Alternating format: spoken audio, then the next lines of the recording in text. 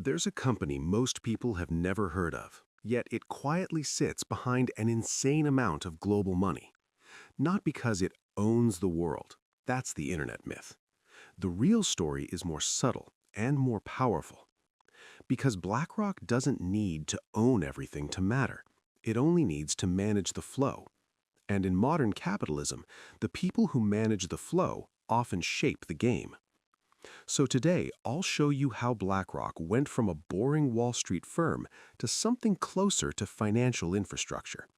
And by the end of this video, you'll understand why BlackRock is constantly mentioned during crises, why corporate boards track its votes, and why the biggest form of power in the 2020s isn't always loud. Sometimes it's quiet, technical, and hidden inside the plumbing. First, a quick reality check, because this is where most viral videos get it wrong. BlackRock does not have a vault with $14 trillion sitting inside it. BlackRock is an asset manager.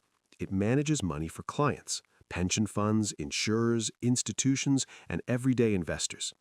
And as of the end of 2025, BlackRock reported roughly $14 trillion in assets under management. That's not the company's net worth.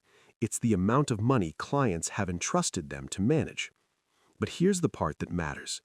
When you manage money at that scale, you become more than a company. You become a layer. And layers don't need to be famous. They just need to be unavoidable. So how did BlackRock become unavoidable? Three forces: scale, defaults, crisis. Let's break it down. 1. Scale, when big becomes infrastructure. In normal business, being big just means you sell more stuff. In finance, being big is different. Big becomes systemic. Because if you manage money for pensions, retirement funds, insurers, you're basically managing the financial life support of entire societies. And that changes how people treat you.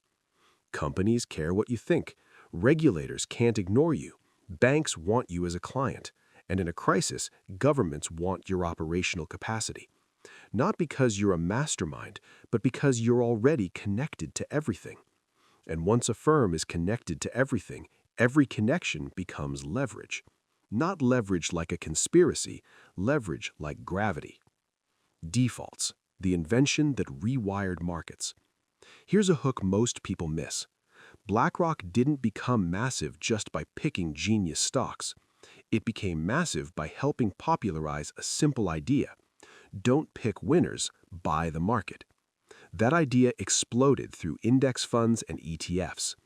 ETFs are basically baskets of assets that trade like a stock. To investors, they're easy, but to markets, they're a tidal force.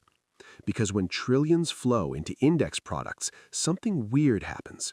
Investment stops being about opinion and becomes about rules. If a company's in the index, it gets bought. If it falls out, it gets sold. Not because humans decided it's good or bad, but because the rule book changed. And once enough money becomes rule-based, the rules become power. BlackRock's iShares platform sits right at the center of this. BlackRock has described iShares as having about $5.2 trillion in ETF assets as of September 30th, 2025. That's not a niche product, that's a gravitational field. And a gravitational field does something important. It turns investing into a default. Millions of people invest by default. Retirement plans invest by default. Institutions allocate by default. And when defaults control the direction of money, you get a new kind of influence. Not influence from being the loudest, influence from being the pathway. The world doesn't need to love you, it just needs to pass through you. Ownership versus control, the biggest misunderstanding. This is where viral scripts usually go off the rails. You'll see people say, BlackRock owns Apple, BlackRock owns the banks, BlackRock owns the media. Most of that is misleading. BlackRock often appears as a top shareholder because its funds hold broad baskets of companies, especially index funds.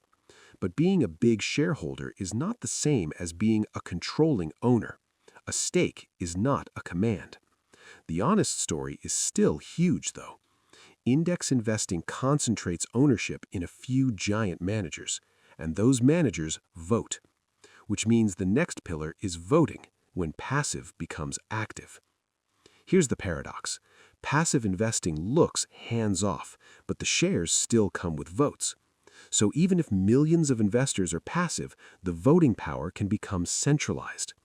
That's why corporate governance became a battleground in the 2010s and 2020s.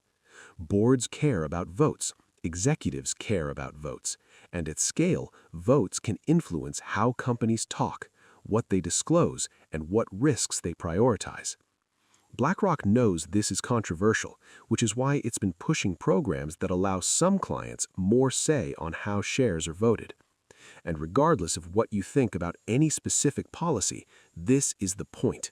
When a few firms sit in the middle of everything, every issue becomes political. Climate risk disclosure, board oversight, executive pay, mergers, social policy. A small investor can be ignored. A trillion-dollar manager can't. So the bigger BlackRock became, the more it got pulled into the cultural and political crossfire, even if it didn't ask to be. The tech layer, the plumbing people don't talk about. Now here's where BlackRock becomes more than an investment firm. Modern finance isn't just money, it's systems. Risk systems, compliance systems, portfolio systems, operations. BlackRock runs a major platform called Aladdin. BlackRock describes Aladdin as financial technology used by institutions to manage portfolios and risk. And this matters for one reason. When enough institutions rely on similar tools, they begin to react the same way. They measure risk in similar ways. They hedge in similar ways. They rebalance at the same times. That doesn't mean one company controls them. It means the system becomes synchronized. And synchronized systems can look stable until stress hits. Then everyone rushes to the exit at the same time. That's why the real fear isn't evil control, it's correlation. When infrastructure is concentrated, shocks spread faster. Crisis, the moment the system reveals who it depends on. If there's one moment that made BlackRock feel like a shadow government in internet narratives, it's 2020. During the COVID shock, markets froze, credit cracked, liquidity vanished. The Federal Reserve moved fast and created emergency facilities to support corporate credit markets. And on March 24, 2020, the New York Fed retained BlackRock Financial Markets Advisors as the investment manager for key corporate credit facilities. That doesn't mean BlackRock ran the government. It means the government needed a vendor with the operational capacity to execute during a historic emergency. But symbolically, it revealed something real. When the system is under stress, the same few institutions show up to stabilize it. And once you see that, you start asking different questions. Not who owns the world, but how concentrated is the infrastructure of finance. Because concentration changes the stakes. When the same firms sit at the center of flows, voting, and technology, they become too connected to ignore. And that's where the real debate starts. The real debate, systemic dependence. So what are people actually worried about? Not the meme version, the serious version. Risk number one, concentration risk. When a small number of firms manage a huge share of investable assets, mistakes have a bigger blast radius. Risk number two, correlated behavior. If markets run on similar index flows and similar risk systems, they can crowd into the same trades and crowd out at the same time. Risk number three, the blurred line in crises. When central banks rely on private intermediaries in emergencies, it raises questions about accountability, even if the decision is practical. Risk number four, political warfare. Once governance at scale becomes political, asset managers can be dragged into culture wars that distort financial decision-making. None of this requires a conspiracy. It requires only structure. And structure is harder to fight because structure is built into the incentives. The ending, the most important kind of power today. So, does BlackRock run the world? No, but BlackRock helps run the plumbing that the world's money moves through. And in the 2020s, power isn't only about who rules, it's also about who manages the flows, who builds the systems, and who gets called when everything is about to break. Because when everything is working, you'll never notice the pipes. You only notice them when they burst.